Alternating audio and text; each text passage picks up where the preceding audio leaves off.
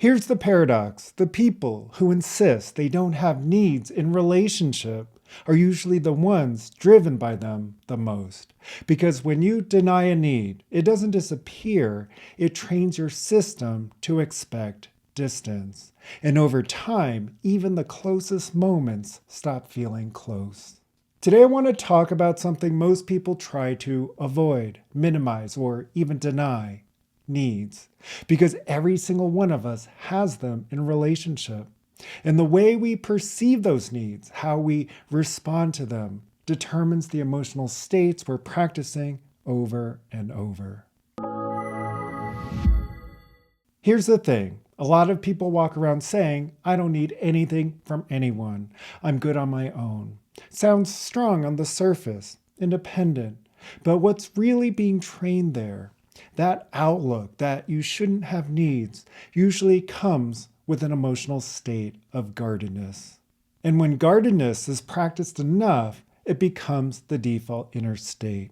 Someone I once worked with told me flat out, I don't need my partner to make me happy.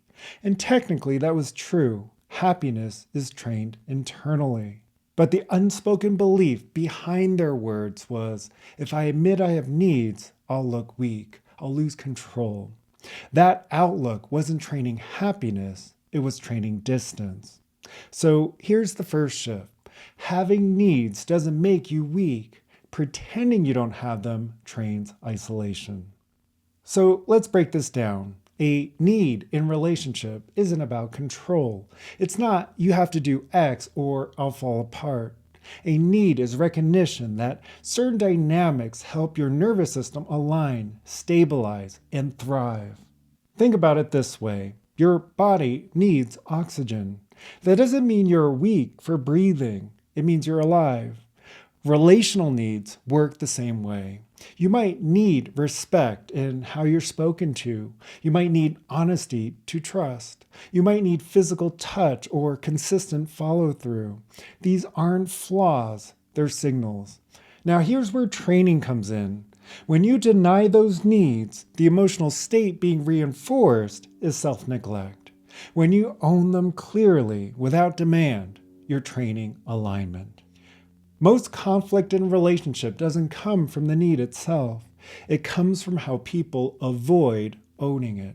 Take this common pattern. Someone feels unseen. They don't say anything. Instead, they start pulling back, building resentment. Eventually, they snap. And the partner's left blindsided, thinking, where did this come from? What's actually happening? They saw the situation through the lens of, if I voice my need, I'll be rejected or dismissed. That outlook stirred up fear and defensiveness. Those feelings triggered thoughts like, why even bother? They'll never get it. And the action that followed, withdrawal, disconnection, or explosive reaction. That's the sequence most people repeat without realizing it. So the cycle of unmet needs isn't random. It's the direct result of what's being trained internally. This is where people get tripped up. They confuse owning a need with manipulating someone into meeting it. Here's the distinction. Stating a need. I value consistency. When we make plans, it matters to me that we follow through. Demanding a need. You always cancel. If you cared, you wouldn't do this. You need to change. See the difference? One is about clarity. The other is about control. When you state a need clearly, you're training respect for yourself and the relationship. When you demand, you're training tension, defensiveness, and power struggle. So here's the reframe.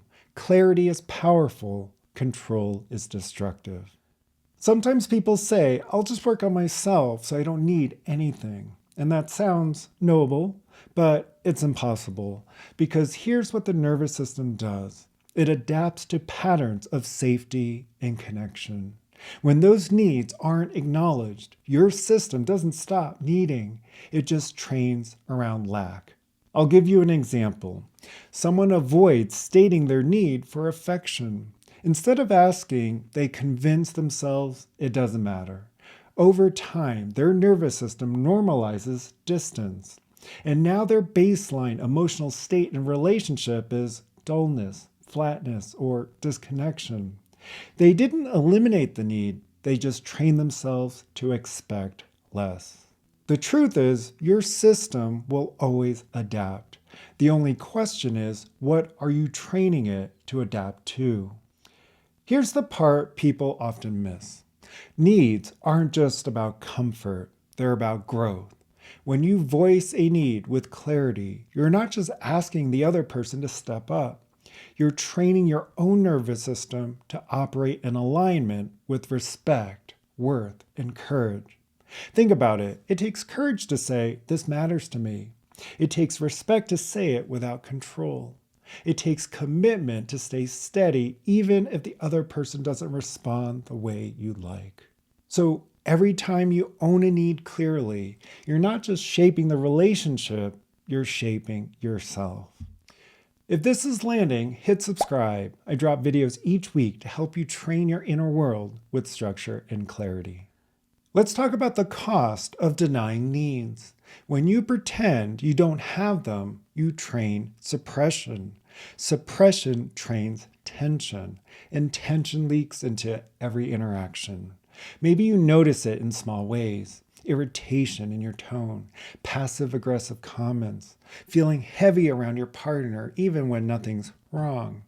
That's not random. That's the nervous system reinforcing the state of frustration or distance over and over. So the question isn't whether you have needs. The question is whether you'll train alignment or train disconnection around those needs. So why do people resist this so hard? Because the moment you admit you have needs, you risk disappointment. The belief is, if I don't need, I can't be let down.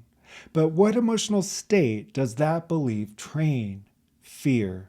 And fear, practiced enough, hardens into isolation.